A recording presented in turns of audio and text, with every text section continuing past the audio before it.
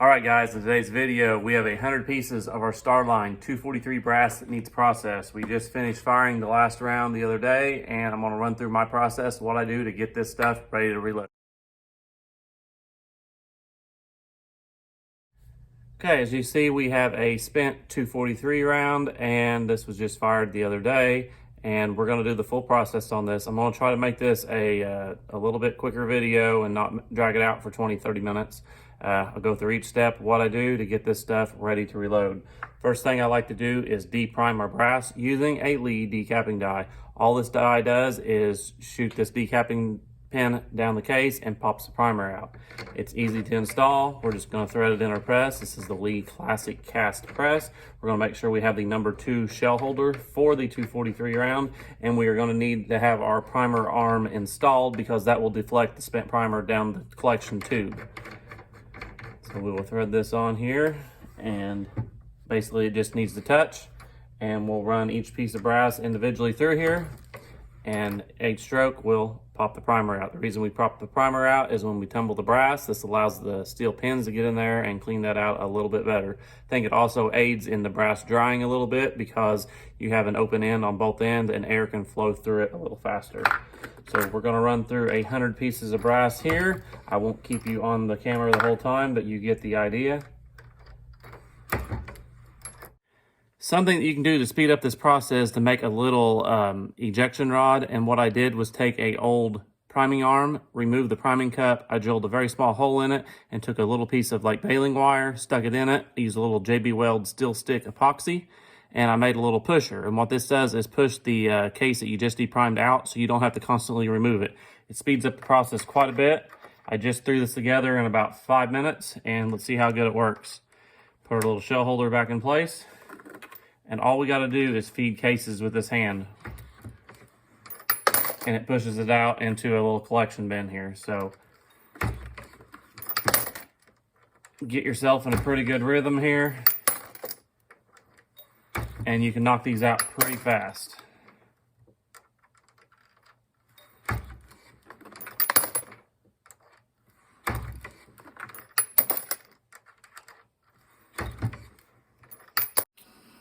Okay, so annealing brass does not have to be that difficult. There are many machines that you can buy. However, you can do it pretty much free at home if you have a cordless drill and a little propane torch. So what we're going to do is hop on YouTube. We're going to type in 15 BPM, 15 beats per minute, and get a little metronome. And what that's going to do is going to make a click every 4 seconds. And that's how long I'm going to keep the flame on our brass. We're going to take the brass and we're going to direct our flame approximately right there, just between the neck and the shoulder. And what we're going to do is heat the brass up from here to approximately right here, and it's going to soften our brass. As we reload it time after time, brass work hardens and it is more susceptible to cracking and breaking and failure. This will give us a lot more life out of our brass. It'll give us tighter SDs, better numbers, better neck tension. It's all around really good for the brass. We just don't want to overcook it. We want to be very consistent with it. We want to keep our drill speed approximately the same each time. We want to hold the torch at the same angle on it each time and keep it in the flame for approximately the same time. So when I'm done, I just tip my drill over and I dump it in a cookie sheet. I do this at the bench. It's safe. We're just got to be careful with our open flame. Make sure we have no primers, no powder in the area. We don't need a ignition of anything, but it goes pretty quick once you get a rhythm going. So let's anneal a few cases here and I'll show you what I do. Start our video here and you'll hear the click, click. So we'll start on a click and end on a click. I have the flame adjusted ever so slightly. There's different times that people like to anneal. Some people really like to cook their brass. I don't let it stay in the flame very long. I was taught a long time ago when I started annealing, you can actually hold your brass and rotate it in the flame, and when it gets hot enough you can't hang on to it, that's long enough. Well, about 4 seconds is as long as you can hold on to it, so that's what I've done in the past. So let's anneal a couple here and I'll show you what I do.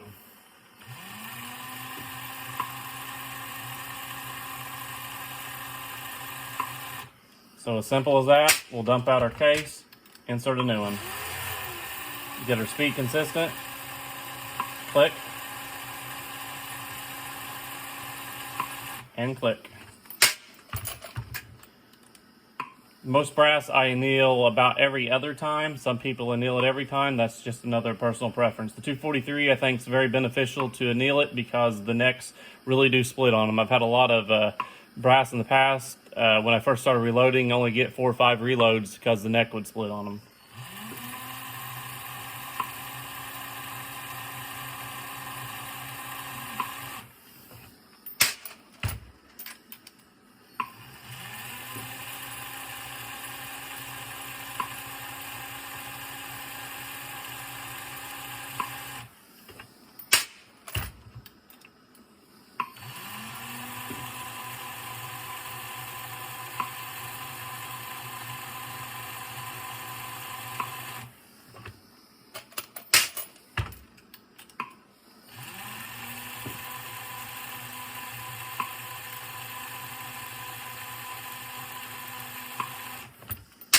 I always anneal my brass before I tumble.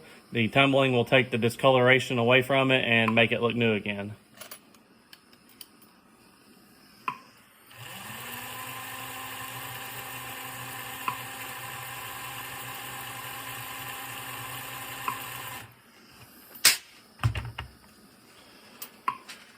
We can take a case here and we can see the coloration of the case being annealed. So from the neck to just below the shoulder there, you can see the discoloration, and that's the area of the brass that we want to work. We do not want to work anything from the case head or along the side of it because that needs to stay kind of naturally hard because that's what's containing our explosion. But this is the side that we are working. This is what we're resizing. This is what's stretching when we shoot, and that's what we want to soften. So I'm gonna run through the rest of these cases and we'll get this stuff in the tumbler. Okay, so I got all 100 pieces annealed, and there's what we're looking for. Our coloration just below the shoulder all the way up to the neck, and that softens our brass. So the next thing I'm gonna do is toss this stuff in the wet tumbler and get it all cleaned up. Okay, got everything in the Frankfurt Arsenal tumbler light, and I'm gonna let this stuff tumble for about an hour and a half until lunchtime. It's not real dirty, so I got a little timer. We'll go ahead and flip it on.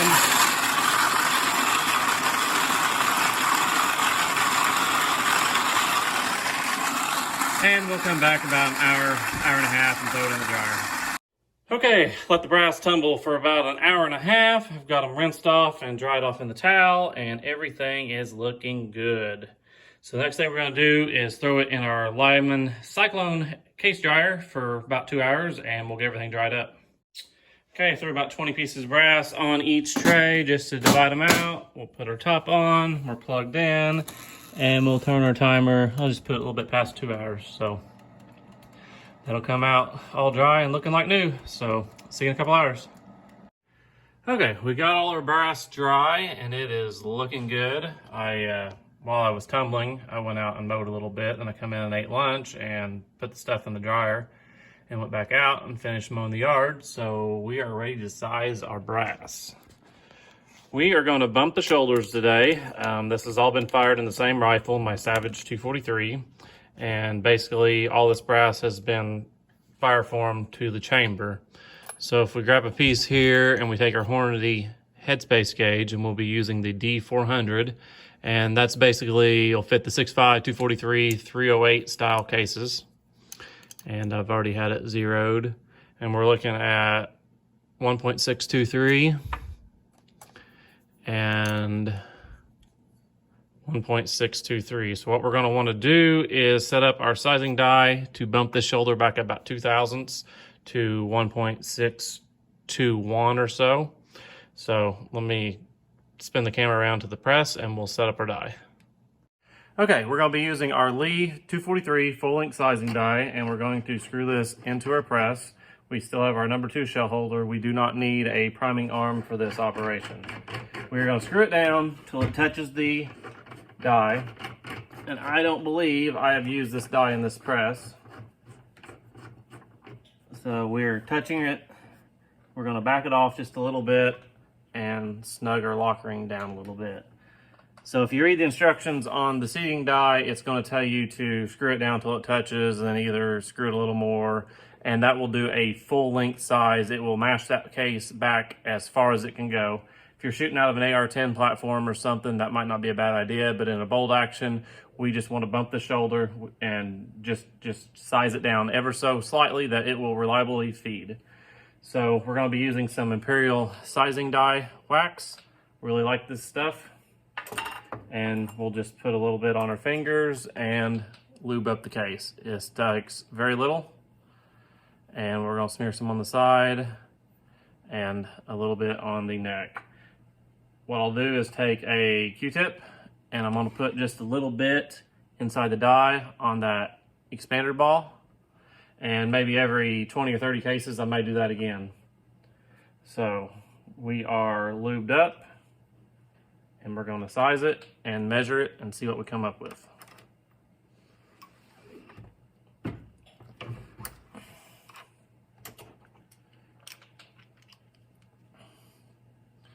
Okay, we didn't get anything there, so we're gonna lower our dye down just a little bit more.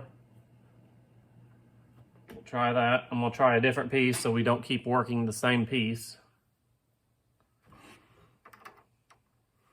Go all the way down and back up. And we still need to go a little more. It's kind of a trial and error until you get it. Okay, I think I felt the shoulder move a little bit there. And we are at 1.620, and I'm happy with that. We'll do this other piece. That is what I had wrote down in my notes to size it down to is 1.620. And we are at 1.620. So our die is set up. We are bumping the shoulder back to 2.5, 3 thousandths. Okay, I had to cut for a second, get a couple things. I forgot my microfiber towel, and we'll be using this to wipe the lube off every time we size. And then I'm also just going to put them right back into this shell box for storage for right now. So we have our first two cases sized, and like I said, I just wipe these down with the microfiber towel, and that gets all that case lube off. As you see where we deprimed our brass, our primer pockets are spotless. You cannot see that it's been annealed, and it just looks like brand new brass. So we're going to run through these 100 pieces here real quick. I'm going to check a couple of them as I go to just make sure our die is where it wants to be. Said we'll just put a little bit of lube on our fingers. One of these things would last literally thousands and thousands of cases. I've had that for several years, and we're just slightly putting a dent in it. So.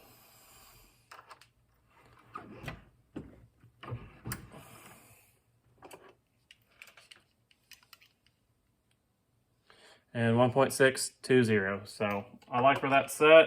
We're going to run through all these 100 pieces of brass, and then I'll be back. Okay, I got all 100 pieces sized, and the next thing we're going to do is trim, chamfer, and deburr. And I got myself a new toy the other day. This is the Frankford Arsenal Platinum Case Trim and Prep Center, and I'll probably do a full video on it at a later day when I get some more use on it. But I've trimmed a few 223s Saturday with it, about 50 or so, and then this is the second time using it. So I've got it set up. Our 243s need to be 2.035 is our trim length, or our minimum length, and 2.045 is our maximum length.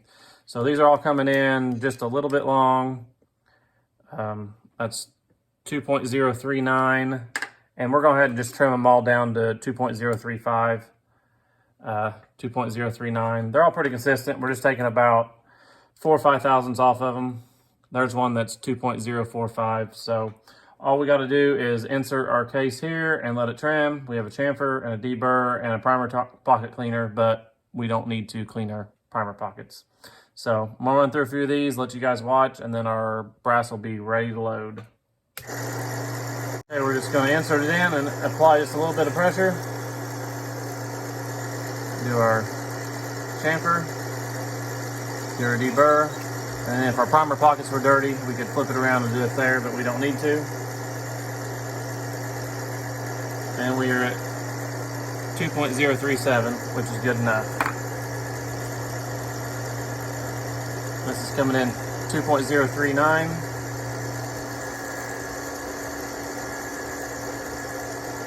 We'll just take a little bit off there. We're just putting light pressure to get that burr off of this. And shake out any shavings. And we're at 2.037, so very consistent. This is measuring off the shoulder, and since we bumped all the shoulders, they should all be very consistent. So I keep this on a cookie sheet because it catches all the brass shavings. So this ought to save us a lot of time.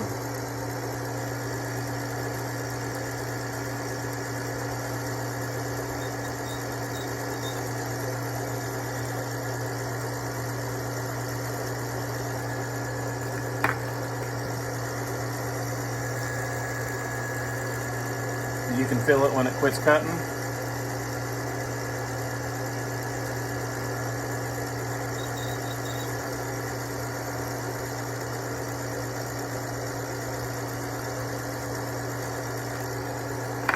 Go ahead and do this whole row of 10 here real quick.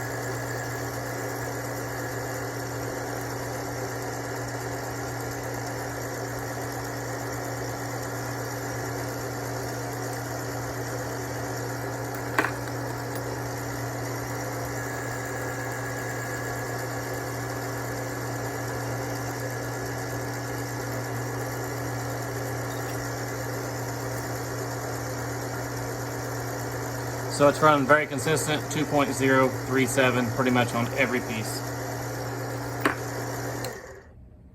So I got 90 more to trim, and that will not take any time at all. Like I said, I'll do a full review on this later, how I like it once I get a little more use on it.